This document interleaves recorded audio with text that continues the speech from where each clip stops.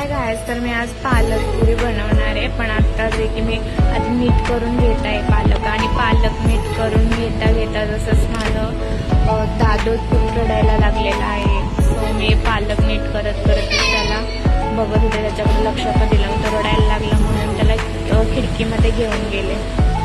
मग त्याला शांत केला आधी आणि त्याला खेळायला खेळणी दिली, आणि मग त्याला खेळणी दिली होती. तो शांत बसला. तेव्हा कुठे मला पुढे जाऊन पुढची रेसिपी पूर्ण करता आली. तो खेळायला दिल्यानंतर तो खूप खेळकर आहे, बट की काय झालं होतं त्या दिवशी माहीत नाही. आणि तसंच मी ते ना 2 मिरच्या, लसूण आणि थोडं अद्रक घेतलं होतं. ते मिक्सरला मॅश करून घेतलं आणि भाजी थोडीशी शिजवून घेतली. शिजवून घेतल्यानंतर ना ते काढून घेतले. थोडं गार होईपर्यंत वेट केला. मग मी पीठ मळायला घेतला. खूप दिवसातून मी बनवत होते पालक पुऱ्या आणि खूप चविष्ट पण झाल्या होत्या.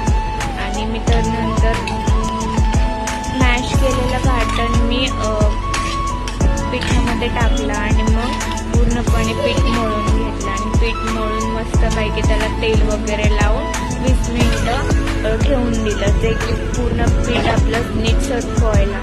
आणि मग ऑइल गरम करायला ठेवलं. गरम केल्यानंतर थोडं मी छोटे छोटे गोळे करून घेतले पुरीसाठी. आणि असे मी आधी सगळे गोळे करून घेतले आणि मगच पुऱ्या लाटायला घेतल्या.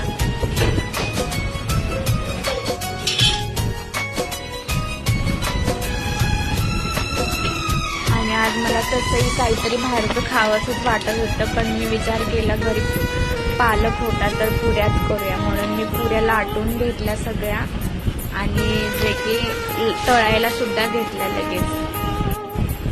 तळून झाल्यानंतर कधी एकदा असं झालेलं की कधी खाते म्हणून इतकी भूक लागलेली आज एकतर, कारण सकाळी तर ब्रेकफास्ट केला होता. आणि लंचला काय करायचं म्हणून मी ठरवलेलं आज काय पण करून पालक पुऱ्या करायच्या. सो मी तेल पण आता गरम झालेलं होतं आणि मग मी डायरेक्टली पुऱ्या तळून घेतल्या पटापट सगळ्या. तुम्ही ते बघू शकता, माझी पुरी पण एकदम टमकीने फुगलेली आहे, जशी आई बनवायची तशाच. आणि मला आई अशा जमलेत की नाही माहीत नाही, पण खूप टेस्टी आणि खूप छान लागते. फक्त यामध्ये ना भाजलेले तीळ टाकायला हवे. ते माझ्याकडं पांढरे तीळ अवेलेबल नव्हते म्हणून मी टाकले नव्हते. ते जर टाकले असते ना तर अप्रतिम अजूनच टेस्टी लागले असते आणि क्रिस्पी लागल्या असत्या या पुऱ्या. आणि थोडंसं नॉर्मल तिखट झाल्यामुळे थोडं माझा बाबू खात नव्हता आधी, पण नंतर त्याला खूप आवडलं. एकदा चालला तर मग तो खूप म्हणजे आवडीने खाल्ली त्याने पुरी. फर्स्ट टाइम त्याने खाल्ली असेल, पण खूप आवडली. भाजीपेक्षा आणि सूपपेक्षा तरी पुरीच खूप छान वाटली. आणि दादूनी पण आवडून खाल्ली, तुम्ही बघू शकता इथे. सो गाइस, सांगा तुम्ही कशी झाली रेसिपी आणि लाईक फॉलो करा.